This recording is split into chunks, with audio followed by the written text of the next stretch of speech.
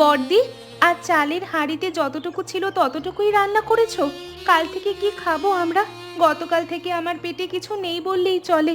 এভাবে আর কদিন চালাবো আমরা? সব ঠিক হয়ে যাবে রে বোন। আমি তো ভাবতেই পারছি না বড়দি, কাল সকালে কি হবে? আমার মাথা ঘুরছে সকাল থেকে, কিছু খাইনি তো তাই।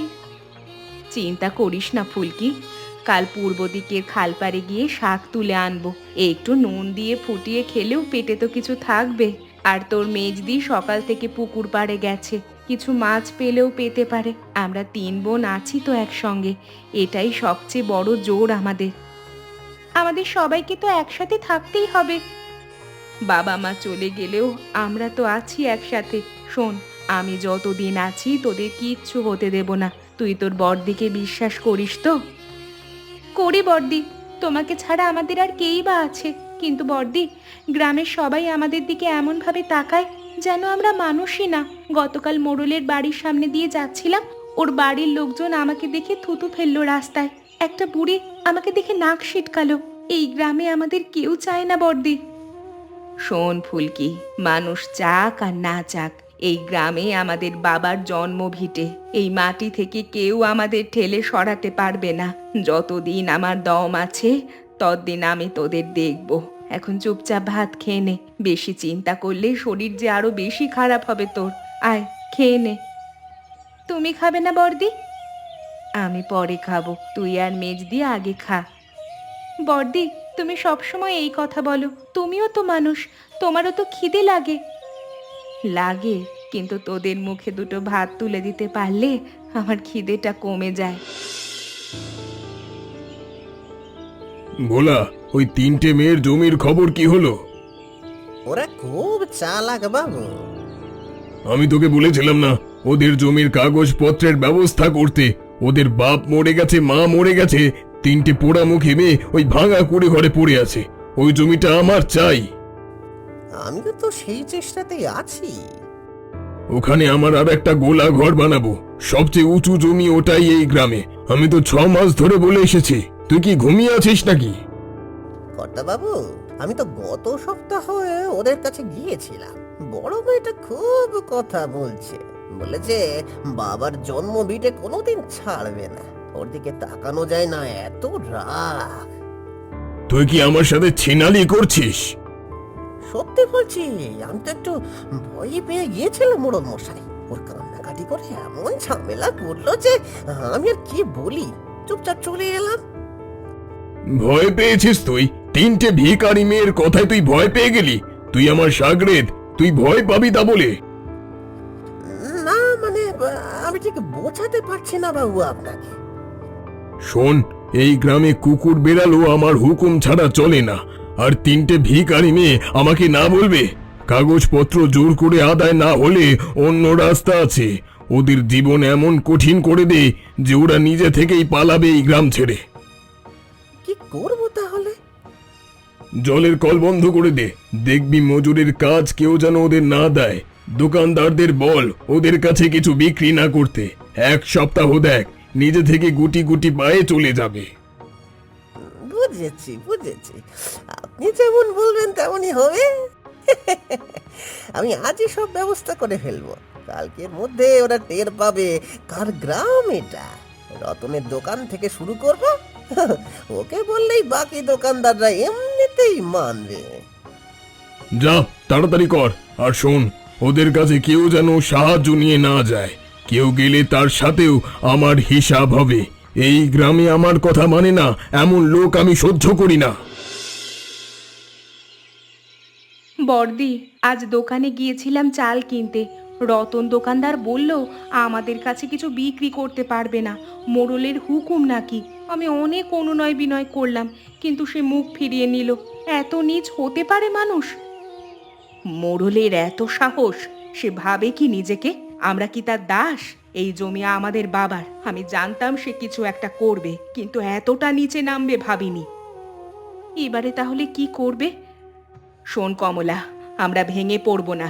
কাল ভোরে আমরা তিনজন মিলে পূর্ব দিকের বনে যাব, শাক তুলবো, পুকুর থেকে মাছ ধরবো। মোড়ল দোকান বন্ধ করতে পারে, কিন্তু বনে কত কিছু আছে বোন, সেসব সিদ্ধ করলেই ভাত ছাড়াই পেট ভরে যাবে আমাদের। কিন্তু বর্দি, আর কতদিন এভাবে চলবে? ফুলকি তো ছোট এখনো, ওকে দেখলে আমার বুক ফেটে যায়। আমি একটু ভয় পাচ্ছি, মোড়ল যদি আরো কিছু করে। ও তো থামবে না বর্দি, ও তো চায় আমাদের এখান থেকে তাড়াতে। ভয় পাওয়া চলবে না কমলা। মোড়ল টাকা দিয়ে গ্রামকে কিনতে পারে, কিন্তু আমাদের সাহস কেনার ক্ষমতা তার নেই। তুই ফুলকিকে শান্ত কর, আমি রাস্তা বের করব ঠিক। আমি কখনো হাল ছাড়িনি কমলা, এবারেও ছাড়বো না। তুই আমাকে জানিস তো? জানি বর্দি, তুমি না থাকলে আমরা যে কোথায় থাকতাম কে জানে। ঠিক আছে, আমি ফুলকিকে গিয়ে দেখি, ও ঘরের কোণে একা বসে আছে। বর্দি, বর্দি, ওরা আমাদের ঘর ভেঙে ফেলছে। দেখো বর্দি, মায়ের রান্নাঘর ভেঙে পড়লো। আমি কি করব বলো বর্দি, আমরা কোথায় যাব? তুই একটু শান্ত হ। কিভাবে? আমাদের তো আর কিছুই নেই এই দুনিয়ায়। তুমি বলেছিলে তুমি সামলাবে, এখন বলো কি করব আমরা? ফুলকি, কাঁদিস না। ওরা ঘর ভেঙে আমাদের আটকে রাখতে পারবে না। দেখ ওই পিছনে নদীর ধারে দেখেছিস কত বড় বড় কলা গাছ? ওইখানে একটা কলা গাছের থোর এত বড় যে ভেতরে আমরা তিনজন ঢুকে যেতে পারবো। আমি গতকালই দেখে রেখেছিলাম। এখন ওই কলা গাছের খোলের ভেতর আমরা আশ্রয় নেব। কলা গাছে? কলা গাছের ভেতরে থাকবো আমরা? বর্দি, লোকে হাসবে না? আমরা কি সত্যিই কলা গাছের সংসার বাঁধবো? এটা কি সম্ভব বর্দি? যে হাসে সে হাসুক, আমরা বেঁচে থাকবো আমাদের মতো করে। চল ফুলকি, সময় নষ্ট করার সময় নেই। কমলা, ওঠ, কান্না পরে করবি, এখন উঠে দাঁড়া। এখন শক্ত হওয়ার সময় আমাদের। বর্দি, আমি আর পারছি না। মায়ের ঘর চোখের সামনে ভেঙে গেল, আর আমি কিচ্ছু করতে পারলাম না। আমি কিসের বোন, কিসের মানুষ? তুই মানুষ কমলা, আমরা সবাই মানুষ। আর সত্যিকারের মানুষ কখনো হাল ছাড়ে না। ওঠ, আমরা তিনজন মিলে নতুন ঘর পাতবো।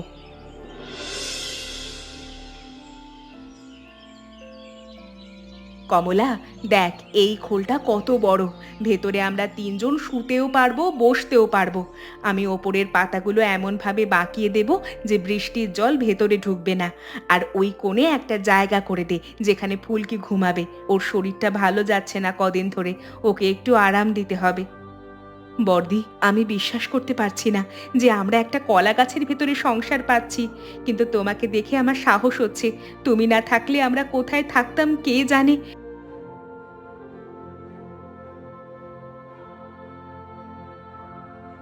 একটা কথা বলি বর্দি। কি বলবি বল। আমি ভেতরে ঢুকে দেখে অবাক হয়ে গেলাম। সত্যিই তো অনেক জায়গা ভেতরে, আর মনে হচ্ছে প্রকৃতি সত্যিই আমাদের জন্য এটা রেখে দিয়েছিল। বেশ মজা লাগছে কিন্তু। দেখলি তো, আমি বলেছিলাম না এই কলা গাছ আমাদের আশ্রয় হবে। কলার মোচা খাবো, কাঁচা কলা সিদ্ধ করে খাবো। কমলা, আমাদের কিছুই নেই, কিন্তু সততা আছে। এটা কোনো মোড়ল কেড়ে নিতে পারবে না কোনো দিন। আজ তাহলে তুমি মোচার তরকারি বানাও, আমি তোমাকে সাহায্য করব বর্দি।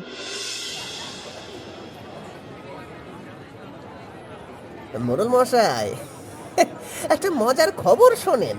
ওই তিন বোন আপনি জানেন কোথায় গেছে? কোথায় গেছে রে? কলা গাছের ভেতরে। কি বললি তুই? হ্যাঁ, ঠিক শুনেছেন। একটা বড় কলা গাছের খোলের ভেতরে সংসার পেতেছে তিনজনে। গ্রামের সবাই হাসছে, ছেলে বুড়ো সবাই নদীর ধারে যাচ্ছে ওদের দেখতে, যেন সার্কাসের খেলা দেখছে। কলা গাছে মানুষ থাকে নাকি? সত্যি, এমন পাগলামি জীবনে দেখিনি মোড়ল মশাই। গ্রামের ছেলেপিলে সারাদিন ওখানে গিয়ে চেঁচামেচি করে অপমান করে ওদের। ওদের জীবনটাই যেন একটা তামাশা হয়ে গেছে। কলা গাছে আশ্রয় নিতে হলো শেষ পর্যন্ত। বাহ, এই তো চেয়েছিলাম। ওরা নিজেরাই প্রমাণ করে দিল যে ওরা মানুষের মতো বসবাস করার যোগ্য না। সাথে লোকে এটাও বুঝতে পারছে যে আপনার সাথে ঝামেলায় জড়ালে কতটা খারাপ দুর্গতি হতে পারে মানুষের। আমি এটাই চাইছিলাম। আর কলা গাছে জন্তু জানোয়ার থাকে, ওরাও এখন তাই। এবার গ্রামের লোক বুঝবে ওদের জায়গা কোথায়। আর ওই জমিটা খালি পড়ে আছে তো, কাল থেকে ওখানে গোলা ঘরের কাজ শুরু করে দে। আপনি যেমন বলবেন তাই হবে মোড়ল মশাই। ভোলা, মনে রাখবি, এই গ্রামে আমার কথাই শেষ কথা। এইটাই চিরকালের নিয়ম। কেউ আমার বিরুদ্ধে দাঁড়ানোর সাহস দেখালে তার পরিণতি এটাই হবে, সবাইকে বলে দে। জি মোড়ল মশাই, কাল থেকে শুরু করে দিচ্ছি। আপনার হুকুম চিরধার্য। তবে একটা কথা বলি, আজকাল আকাশের রংটা একটু অন্যরকম দেখছি। মনে হচ্ছে বড় বৃষ্টি আসবে এবার। বর্ষাকাল আসছে তো। বৃষ্টি আসলে আসুক, আমার পাকা বাড়ি, আমার কিসের ভয়? জল কি আমার বাড়ি ভাঙতে পারবে? তুই কাজের কথা ভাব। বৃষ্টিতে ওই কলা গাছের 3টে বোনের জন্য চিন্তার, ওদের তো ছাদও নেই মাথায়।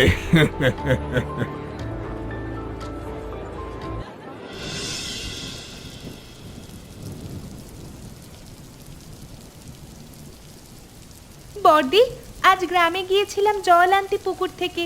গ্রামের ছেলেপিলে আমার পিছনে দৌড়ে এসে অপমান করছিল, আর বাকি সবাই হাসছিল। একটা ছেলে আমার দিকে কাদা ছুঁড়ে মারলো।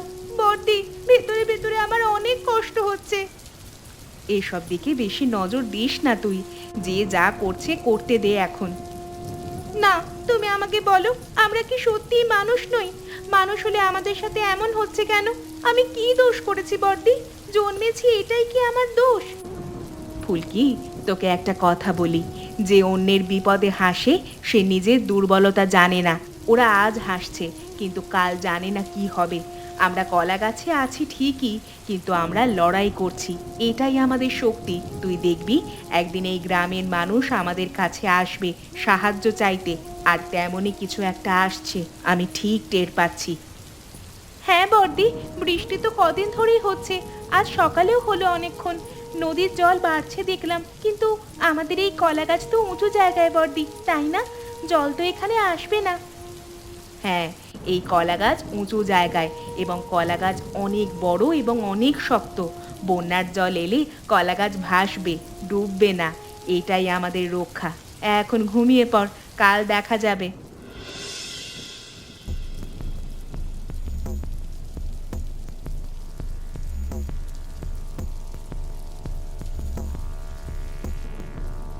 কর্তা বাবু, এই সর্বনাশ হয়ে গেছে।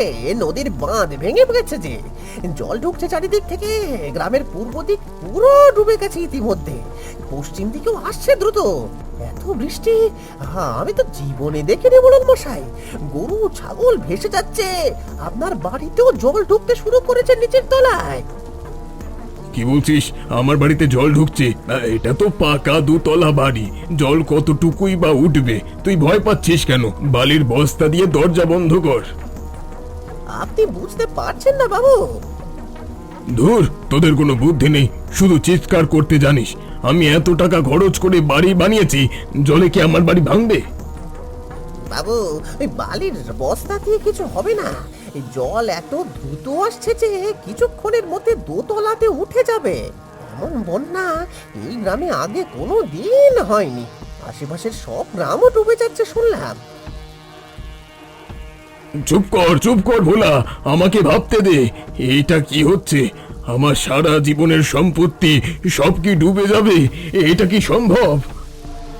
সম্ভব অসম্ভব বলার সময় নয়, এখন প্রাণ বাঁচানোর কথা ভাবতে হবে। ছাদে উঠুন, ছাদে।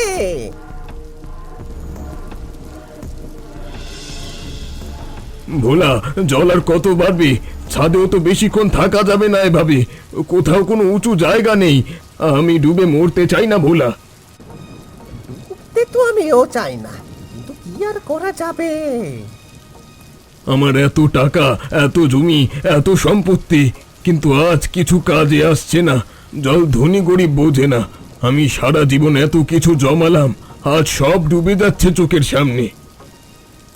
কিন্তু কি আর করা যাবে? গ্রামের সবার সব কিছু শেষ হয়ে যাচ্ছে। আমার গোলাঘর, আমার দোকান, ধান ক্ষেত সব জলের তলায়। আমি কত লোককে ঠকিয়েছি, কত লোকের জমি দখল করেছি, আর আজ দেখ আমার নিজের জমি জলের নিচে, কি লাভ হলো এসব করে ভোলা? মোড়ল মশাই, একটা কথা মনে পড়ছে। ওই 3 বোনের ওই কলা গাছটা এখন অনেক উঁচু জায়গায় আছে, আর কলা গাছটা তো জলে ডোবে না, ভাসে। আমি এই মাত্র দেখলাম দূর থেকে ওই কলা গাছটা ভাসছে জলের উপরে, আর ওই 3 বোন ওর ভেতরে আছে নিরাপদে। তুই ঠিক বলছিস। হ্যাঁ, পুরো গ্রাম ডুবে গেছে, কিন্তু ওই কলা গাছের সংসারটা ভাসছে। ওরা বেঁচে আছে বাবু, আমরা সবাই ডুবছি আর ওরা ভাসছে।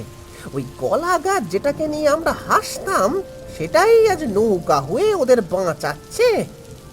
তুই কি বলছিস? ওই কলা গাছে ওই 3 বোন এখনো বেঁচে আছে, আর আমরা মরতে বসেছি? এটা কেমন কথা?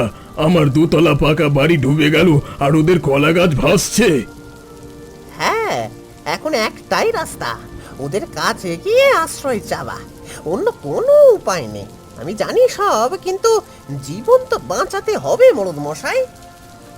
ওদের কাছে যাব? যাদের ঘর আমি ভেঙেছি ওরা কি আমাকে আশ্রয় দেবে?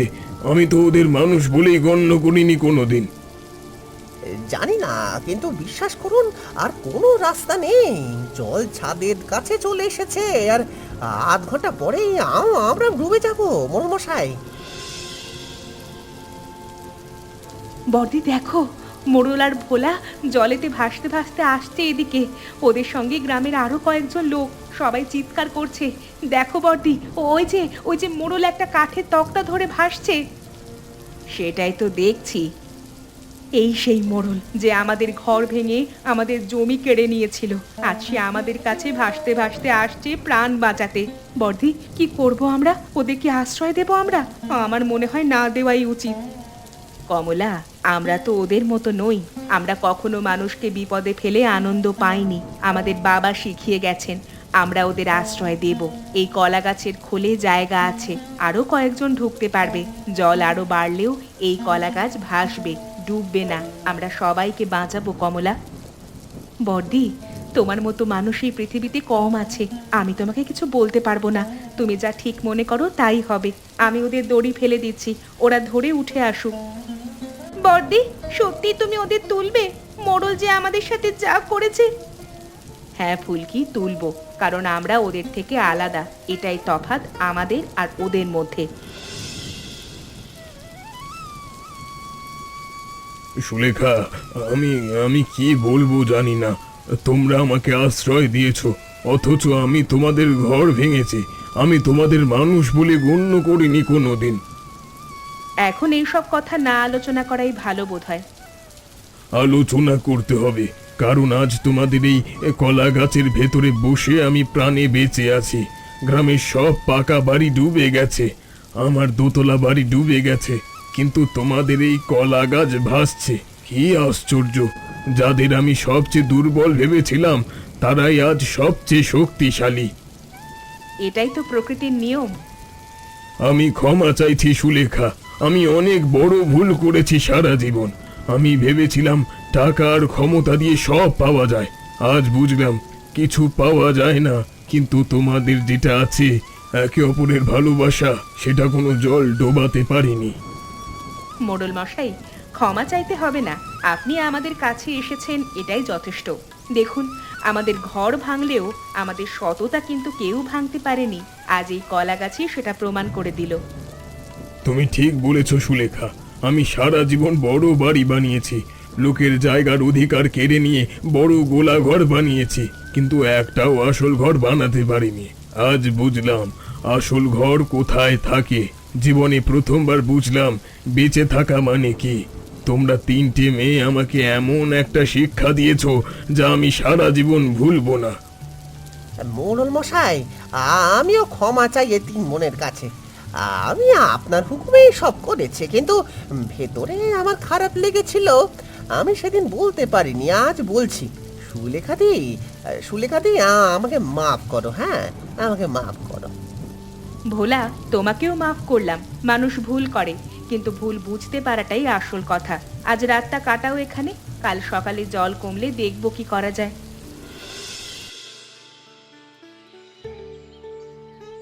বর্দি দেখো, জল নামছে ধীরে ধীরে, গ্রাম ভেঙে তছনছ হয়ে গেছে, কিন্তু মানুষগুলো বেঁচে আছে। তোমার কথাই সত্যি হয়েছে, যারা আমাদের দেখে হাসতো তারা এখন আমাদের কাছে এসেছে সাহায্য নিতে। সত্যি ফুলকি, আমাদের এই সততা পুরো গ্রামকে বাঁচিয়েছে। এইভাবেই সৎ থাকতে হবে আমাদের। মোড়ল এখন ভালো হয়ে গেছে, তাই আমরা মিলেমিশে আবার নতুন করে শুরু করব। চল ফুলকি, কমলাকে ডাক, নতুন সকাল হয়েছে, নতুন করে শুরু করব আমরা। তোমরাও কিন্তু এভাবেই আমাদের মতো মিলেমিশে থেকো, তাহলে বিপদের দিনে পাশাপাশি থাকতে পারবে। আর আমাদের চ্যানেলটা অবশ্যই সাবস্ক্রাইব করে আমাদের সঙ্গে থেকো এবং গল্পটা বন্ধুদের সাথে শেয়ার করে দিও।